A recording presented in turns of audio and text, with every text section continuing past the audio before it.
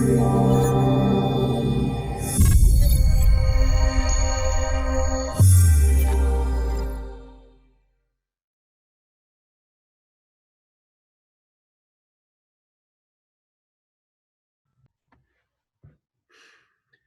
morning, everyone. My name is Dan Frugero. I'm the Personnel Director here at the JRP Group, and welcome to this edition of Real Estate Contracts and Disclosures.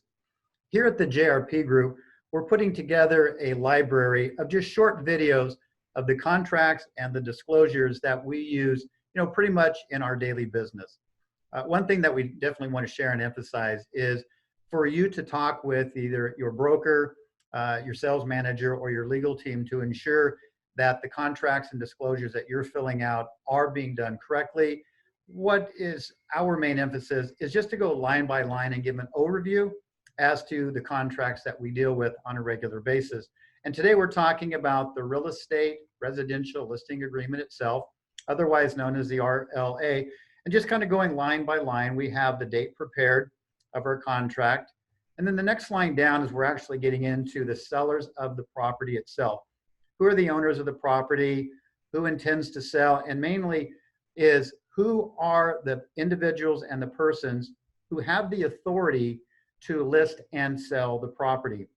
It's probably a good idea is when you're scheduling your appointment to go in and sign your listing agreement is to just ensure that all the decision makers will be at the meeting so that you can go forward and get everything done correctly.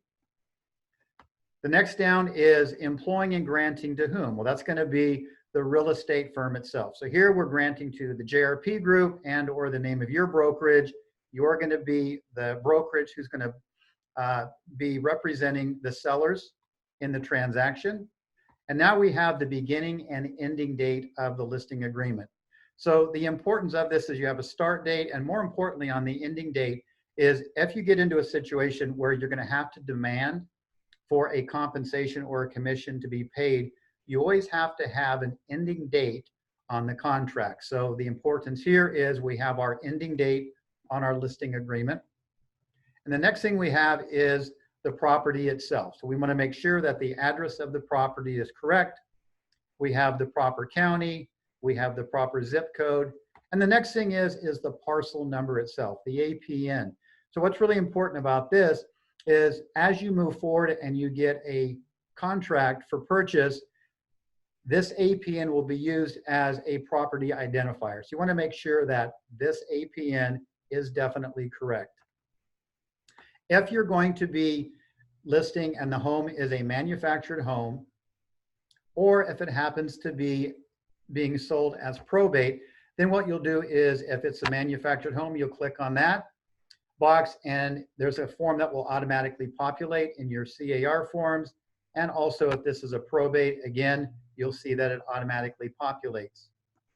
The next term down is listing price and terms. So in this situation, we're listing the house for $400,000.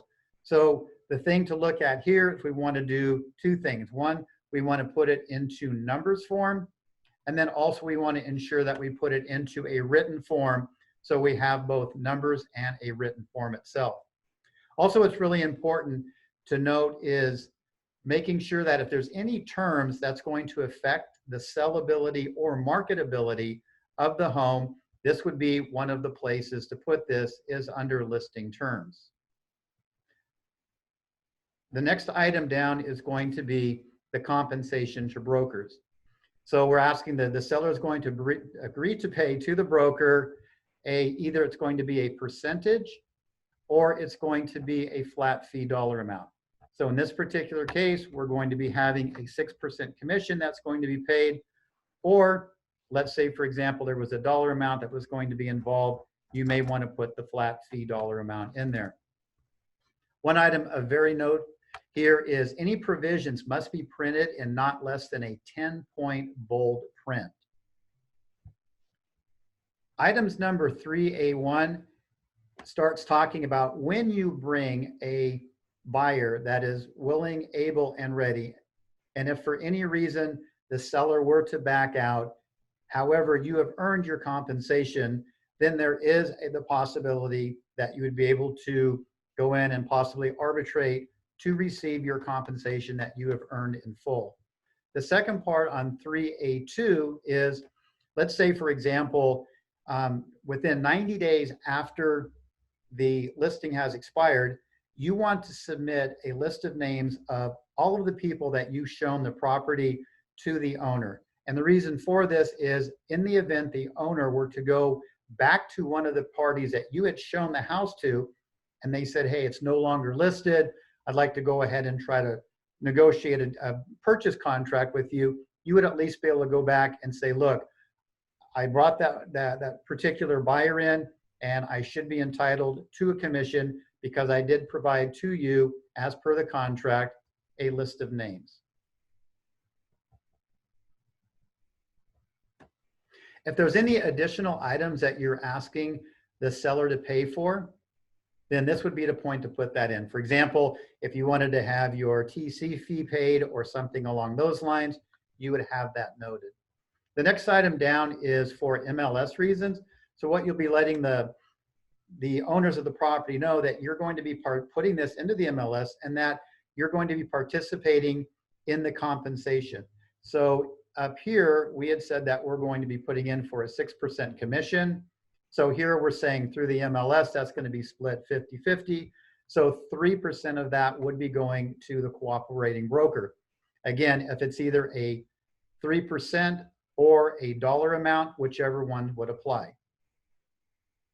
On item number F, if the seller represents that the seller had not previously entered into a listing agreement with another broker regarding the property, unless specified as follows. So if there was any previous listing agreements with a prior brokerage, then this would be the time to put that in. And on item F2, it talks about the seller warrants that the seller has no obligations to pay for compensation to any other broker regarding the property unless specified here. So let's say in a previous listing, there was one particular person that the seller said, if I personally sell this, I want to reserve a name. This would be a point in which they would go ahead and reserve a name, and then they would be able to work directly with that individual. On page 2, items excluded and included.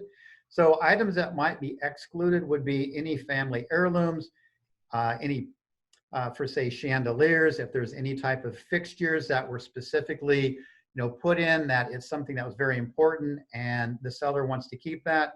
At this point, you'd want to put that in as an exclusion. And then if there's any items for inclusion, for example, window coverings, maybe again, a certain light fixture may be a little bit different than a chandelier, you'd want to go ahead and note that as to items that will be included in the sale. A lot of times nowadays, we're getting into an area that we have solar systems that were originally put into newly built homes. We also have alarm systems. So if there's any properties that are leased or not owned, for example, solar or alarm system, we want to go ahead and note these here. And then also anything that are liened items. For example, the following that has been financed and there's a lien placed against the property, and these items would need to be paid off. And the main one that we deal with nowadays is solar panels. So you'd want to make sure you contact the solar company, let them know that you're purchasing the home and or it's just being listed, and you want to get the information as soon as possible.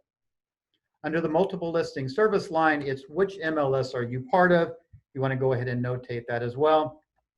And then also talking to the owner as far as the benefits of using the MLS and the impact of opting out of the MLS. So here what you'll do is you'll go over all the information as to what is an MLS, what's the exposure to the buyers through the MLS, not listing property in a local MLS if you opt out, and the reduction or presentation of offers and or the exposure that the MLS would be providing. The next item down is if the seller does elect to exclude the property from the MLS, then what you do is you would note that with this box. Again, we're going to have a form that's going to be populated, and the seller is going to sign that, which says that they do not want the property in the MLS itself.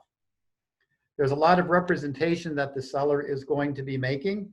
So if they are involved with any bankruptcies, legal actions, or litigations, they really should let you know about it up front.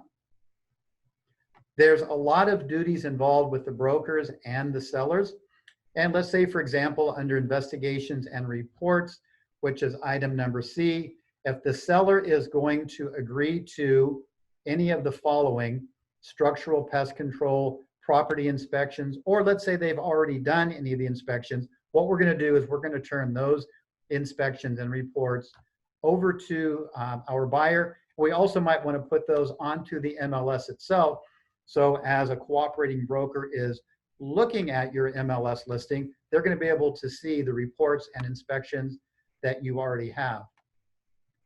The agency disclosure is right from the beginning. You should always disclose to either your buyer and or seller what is the relationship you have. Are you working as a buyer's agent? Are you working as a seller's agent? Or are you working as both? So that would be the agency disclosure that you want to sign and let them know as to who and how you are representing them. There's also the potential of competing sellers and buyers. So what happens is the seller's going to understand that as a broker, you probably have more than one buyer and you probably have more than one listing. So what we'll have them sign is a form that's called the possible representation of more than one buyer or seller. And that's, again, letting them know that you may be working for more than one individual, and you also may be involved with bringing one and or possibly multiple offers to the table. Again, what we have is confidentiality and being fair as to if you do represent more than one buyer, keeping everything upfront and honest with both buyer and seller. Today's age of MLS and social media has gone crazy. One of the things that we really have to worry about is when we are taking pictures, a lot of homeowners, they want their properties exposed. At the same time, there might be a lot of issues that they do not want to have. For example, if they have an alarm system, if they have where their keypads are located.